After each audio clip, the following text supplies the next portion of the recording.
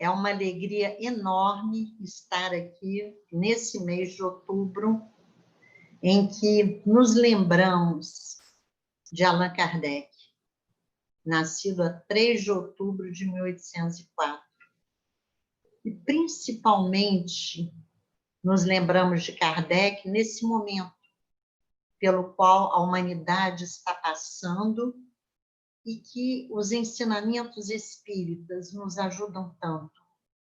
Já vem nos trazendo as informações dessas modificações, desses sinais dos tempos, explicando-os, para que nós pudéssemos enfrentá-los com conhecimento, com tranquilidade. Então, a nossa gratidão sempre a Allan Kardec. Gratidão ao nosso querido André Luiz, por nos dar sempre a oportunidade do trabalho. Precisamos dessa atividade, precisamos desse relacionamento. E que bom que podemos estar juntos, apesar de fisicamente distanciados. Nós continuamos o nosso estudo do Livro dos Espíritos. Estamos ainda na segunda parte, tratando do mundo espírita.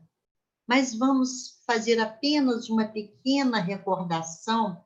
Lá na questão 27, os Espíritos dizem para Kardec que existem 3 elementos no universo: Deus, Espírito e matéria.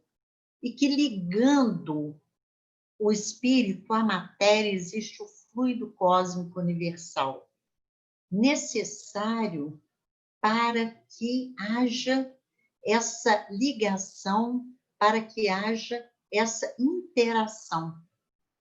Então, Kardec vai gradativamente perguntando nos sucessivos capítulos, isso está na primeira parte, depois nós já vamos para a segunda parte, em que Kardec pergunta quem são os espíritos.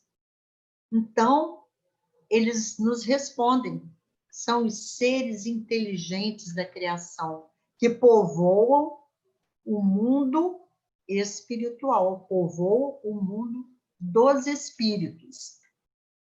E Kardec vem gradativamente perguntando, mas o que eles são? É muito interessante nós vermos essa sequência de perguntas, porque Kardec vai nos trazendo esses conhecimentos gradativamente. Então, vai nos dizendo que o espírito é a inteligência do universo, que é uma individualização do princípio inteligente, porque vimos lá Deus, Espírito e matéria. Então, tem o princípio material e tem o princípio espiritual. Então, o espírito é a individualização do princípio inteligente. E são incorpóreos, porque Kardec perguntou se o espírito era imaterial, que não é formado de matéria, incorpóreo, porque ele é formado de uma matéria diferente da que conhecemos. Mas é uma matéria quintessenciada, mas ainda uma matéria. Vimos no item anterior a forma e a ubiquidade dos espíritos. O espírito tem forma, Kardec quis saber. Assim, para vocês é uma chama, uma centelha, como quiserem. Lembrando sempre, uma chama, uma centelha etérea, ou um clarão, o espírito evoluído.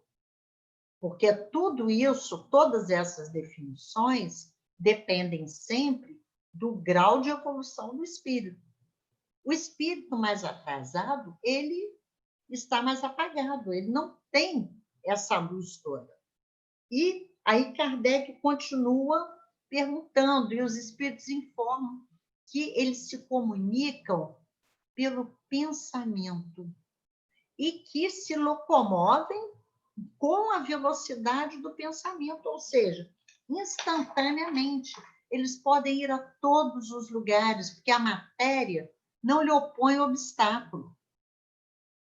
O espírito ainda inferiorizado, ele acha que não pode ultrapassar a matéria, porque ele ainda não sabe usar as suas potencialidades.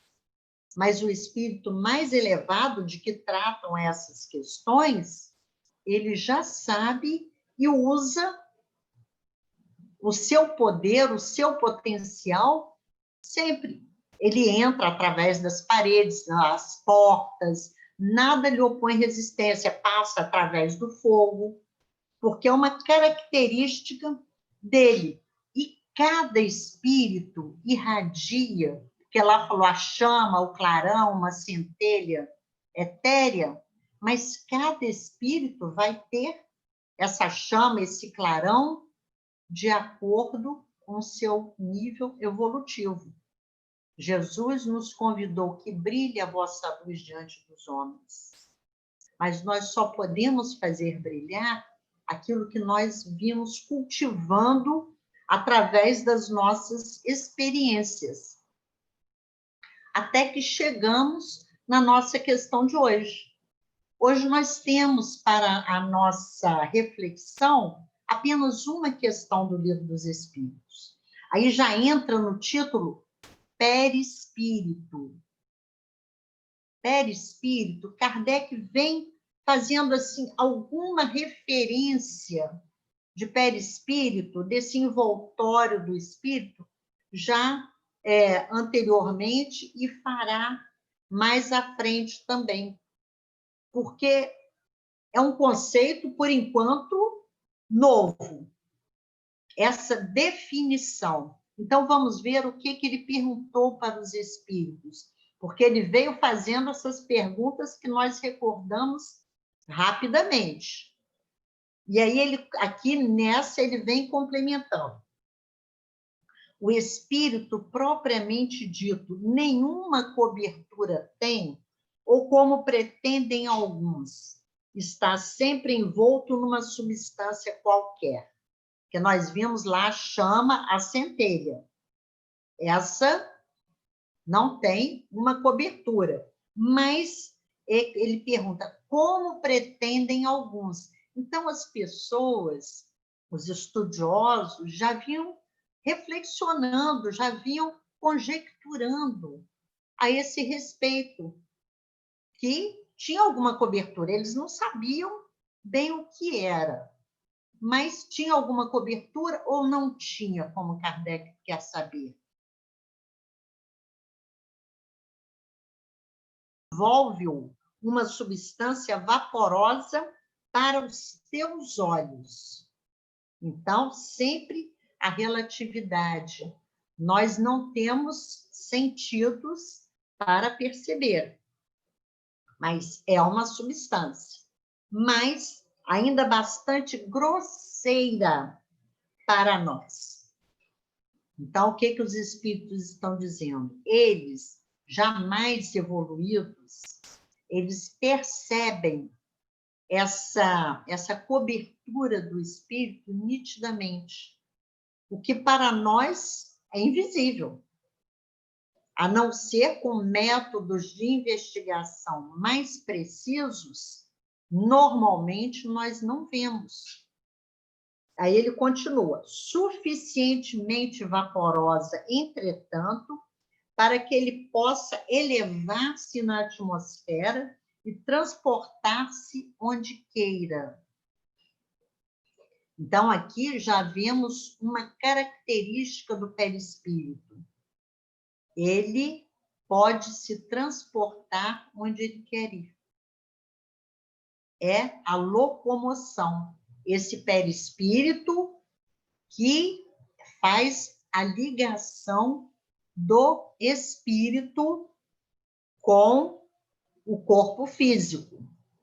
E Kardec vem trazendo uma nota. Nós sempre chamamos a atenção, porque no estudo da codificação, é importante nós vermos, atentarmos para a pergunta, para a resposta e para as notas de Kardec, porque ele dizia que ele não era o fundador de uma doutrina, isso ele sempre falou, mas que ele era simplesmente o codificador. E nós vamos vendo que ele fez muito mais do que isso. Ele trabalhou ali em cima e veio trazendo essas notas para nos esclarecer. Às vezes, as respostas dos espíritos são muito sucintas, são muito resumidas. Então, ele traz um esclarecimento à parte, um esclarecimento maior, para que pudéssemos compreender esse mundo até então desconhecido, que até então era um mistério. Então, vamos ver a nota de Kardec. Envolvendo o germe de um fruto, há o perisperma.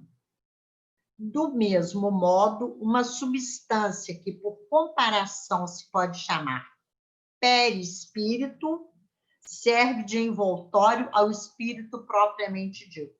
Então, aqui ele está apresentando o perispírito, comparando com o fruto, que tem aquela membrana que envolve.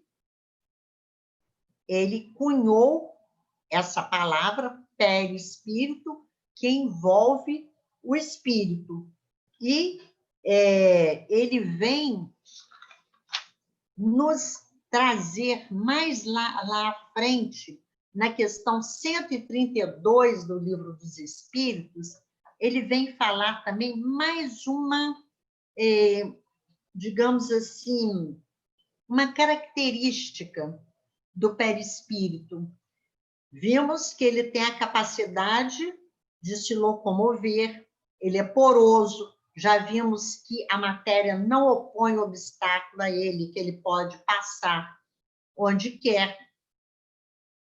E aqui na questão 132, na resposta, a pergunta é a seguinte: qual é a finalidade da encarnação dos espíritos?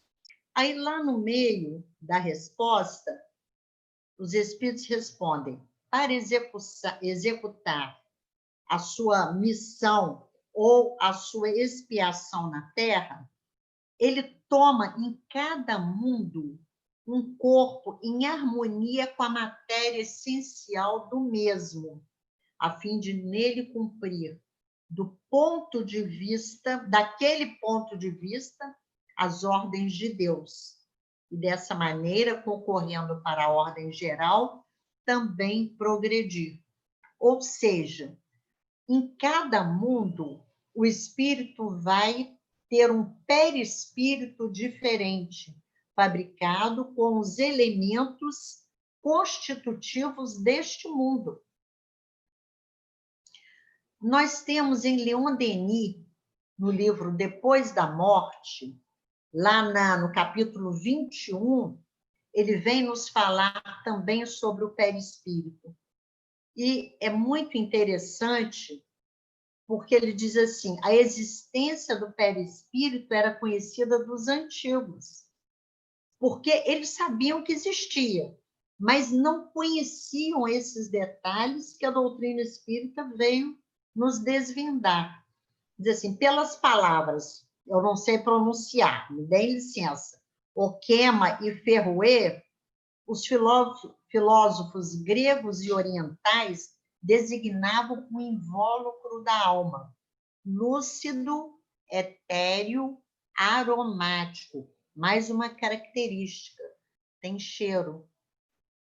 Segundo os persas, assim que chega a hora da reencarnação, o Ferrouet atrai e condensa em torno de si as moléculas materiais que são necessárias à constituição do corpo, e pela morte deste as restitui aos elementos que em outros meios devem formar novos invólucros carnais. Então, os espíritos nos informam que no momento da concepção, o espírito vem se ligando ao corpo, molécula a molécula, e ali o seu perispírito presente. O cristianismo também conserva vestígios dessa crença, São Paulo, em sua primeira epístola aos Coríntios, exprime-se nos seguintes termos: o homem está na terra com corpo animal e ressuscitará com corpo espiritual. Assim como tem corpo animal ou psíquico, também possui um corpo espiritual. E Leon Denis vem nos falando disso que nós sabemos.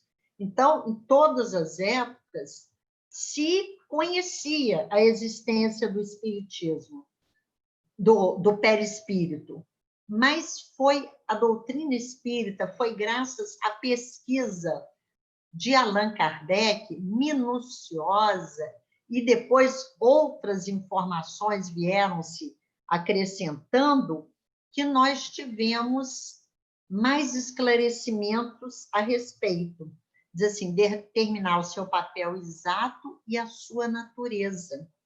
Graças às experiências de Crookes, de William Crookes, um sábio inglês, um cientista inglês, e de outros sábios, sabemos que o perispírito é o instrumento com cujo auxílio se executam todos os fenômenos do magnetismo e do espiritismo. Esse organismo espiritual, semelhante ao corpo material, é um verdadeiro reservatório de fluidos, que a alma põe em ação pela sua vontade.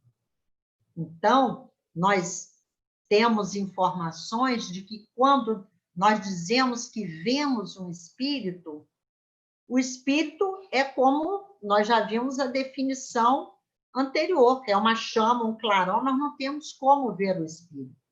Nós vemos ali o perispírito. E ele vai assumir a forma que lhe interessa para se fazer identificado.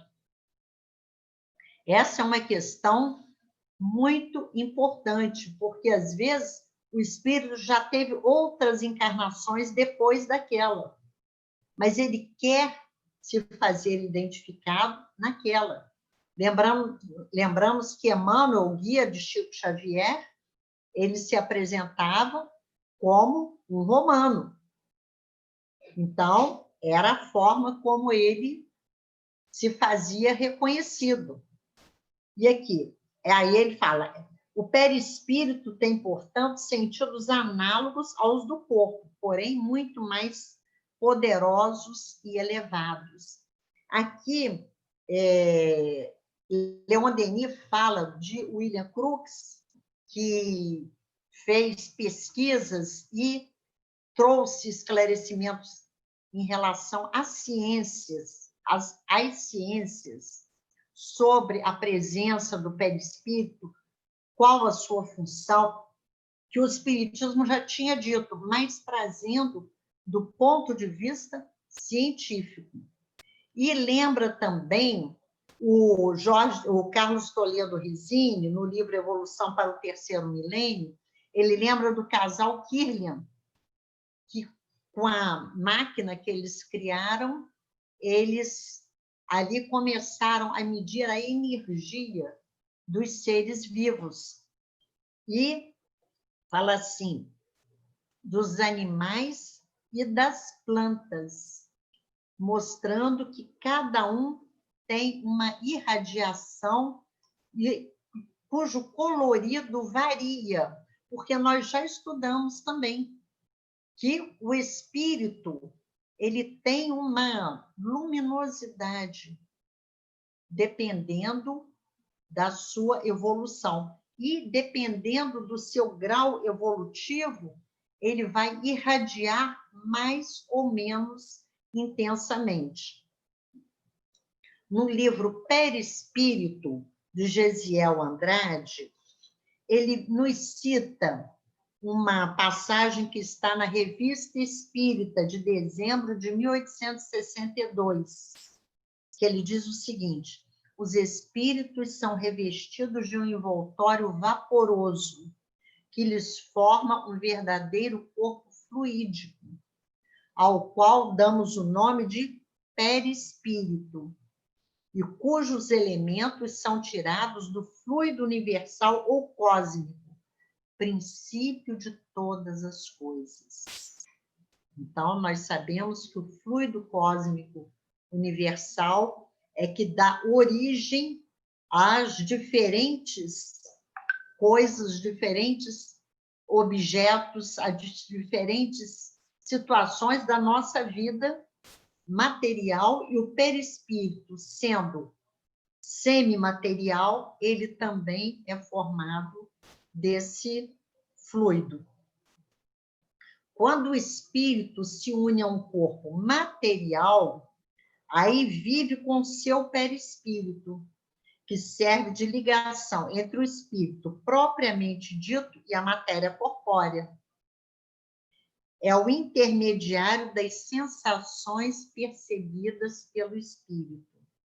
Então, a reação vem em cadeia. Do corpo passa para o perispírito, passa para o espírito. O caminho de volta, a mesma coisa.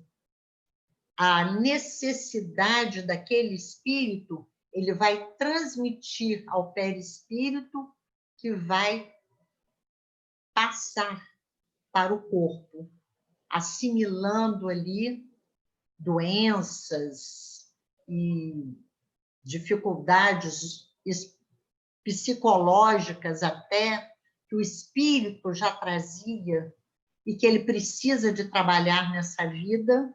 Então, está gravado no espírito, e ele simplesmente, o perispírito faz essa ligação entre o espírito e o corpo. E nós vamos sempre passando pelas situações que precisamos para a nossa evolução. Aqui, Kardec continua na Revista Espírita, mas esse perispírito não é confinado no corpo como numa caixa. Por sua natureza fluídica, ele irradia-se exteriormente e forma em torno do corpo uma espécie de atmosfera, como vapor que dele se desprende. Nós já vimos das questões 78 a 82, que cada um irradia numa determinada intensidade. O perispírito é impregnado das qualidades, ou seja, do pensamento do espírito, e irradia tais qualidades em torno do corpo. Então, essa troca incessante que vai se processando sempre. E o perispírito é o veículo do pensamento, como está na Gênese, capítulo 11, item 17. Então, nós vamos vendo que, em se tratando do perispírito, existem muitos detalhes, existem muitas questões ainda a explorar. Nós vamos continuar estudando esses itens que dizem respeito ao perispírito, ainda porque ainda temos outras questões, porque o estudo é imenso. Mas Kardec deixou essa base, deixou essas informações essenciais. E agora os cientistas vêm descobrindo a cada dia a realidade da sua existência. Que nós já vimos com William Crookes, com o casal Kirlian, mas modernamente existem pesquisadores, tivemos o nosso Hernani Guimarães Andrade, grande pesquisador espírita, grande espírita, e um grande pesquisador, um físico, que se debruçou sobre as pesquisas científicas, provando a existência dessa vida espiritual viva e atuante. Nós temos aqui no livro Roteiro, psicografado pelo nosso querido Francisco Cândido Xavier, pelo espírito de Emmanuel, uma página intitulada Perispírito. E aqui ele vem dizendo, é uma página grande, diz assim, o perispírito, nós vamos aperfeiçoando. Ele é grosseiro quando ainda o nosso espírito está atrasado, à medida que vamos evoluindo, o nosso espírito vai se tornando, o nosso perispírito vai se tornando mais sutil, mais numa matéria mais delicada, já não é tanto daquela matéria tão grosseira. Já falamos que ele se modifica sob a ação do pensamento, e Emmanuel conclui esse texto nos dizendo da importância da nossa ação. Já vimos que a nossa vontade é decisiva na ação do perispírito, na sua modificação, em como ele vai se apresentar. E nós, com a nossa vontade, vamos nos trabalhando, ou seja, trabalhando com o nosso espírito, fazendo com que a cada dia a nossa veste integral seja mais purificada e irradie mais luz, como Jesus nos convidou. Então, aqui, no fim dessa página, Emmanuel diz assim: a bondade incipiente é estimulada pela bondade maior. Às vezes a nossa bondade ainda é pequena, nós ainda não conseguimos fazer todo o bem que queremos, mas recebemos estímulos. Nós somos ajudados nessa caminhada da nossa vida. Vamos vendo os exemplos, vamos vendo o comportamento das pessoas boas e vamos nos melhorando. O perispírito, quanto à forma somática, obedece a leis da gravidade no plano a que se afina. Então, sempre adaptado ao fluido cósmico universal de cada globo, de cada mundo. Nossos impulsos, emoções, paixões e virtudes neles se expressam fielmente. Ele capta tudo aquilo que está gravado no espírito. Então, está ali no perispírito, que é identificável por aqueles que conseguem ver. Por isso mesmo, durante séculos e séculos, nos demoraremos nas esferas da luta carnal ou nas regiões que lhes são fronteiriças, purificando a nossa indumentária e embelezando-a, a fim de preparar, segundo o ensinamento de Jesus, a nossa veste nupcial para o banquete do serviço divino. Então, como o nosso perispírito vem refletindo aquilo que o nosso espírito contém, aquilo que nós somos, nós ainda precisamos, como Emmanuel diz aqui, de lutarmos nos mundos ainda em evolução para conseguirmos poder vestir essa veste nupcial. Nesse momento, nós compreendemos quando Jesus, no festim de bodas, depois do Senhor mandar chamar todos os que estavam pelas ruas, os mendigos, os vagabundos, os marginais, mandou chamar todos, porque os convidados da primeira hora não quiseram ir. Então, quais foram as ordens que o Senhor deu?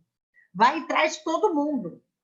E tinha alguém que não estava com a veste nupcial, e a gente se perguntava antes, ué, mas ele não estava preparado para a festa.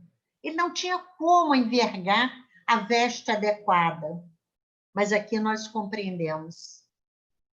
É a sua pureza, é o seu espírito. Ele não estava com a sua potencialidade toda ali. Não é a roupa exterior, é a sua roupa espiritual. A sua veste espiritual ainda estava manchada. Por isso, ele ainda não podia ser admitido naquele banquete. E é o que nós estamos lutando para sermos admitidos no banquete divino. E conhecendo o quanto nós podemos influir nessa ação do perispírito, para que o nosso espírito se modifique, nós vamos usar a nossa vontade, a vontade do espírito, para assim, a cada dia, nos purificarmos mais, fazermos brilhar a nossa luz e irmos fazendo com que a nossa veste esteja adequada ao banquete de amor, de serviço e de fidelidade a que o Pai nos convida sempre. Nós agradecemos sempre a oportunidade do trabalho, pedimos que todos no nosso querido André Luiz sejam amparados, toda a sua diretoria, todos os trabalhadores responsáveis, para que continuem, principalmente nesse momento de grande dificuldade, a acolher, a esclarecer aqueles que necessitam e que tanto confiam nessa casa. Muita paz, que Jesus nos ilumine em todos os momentos.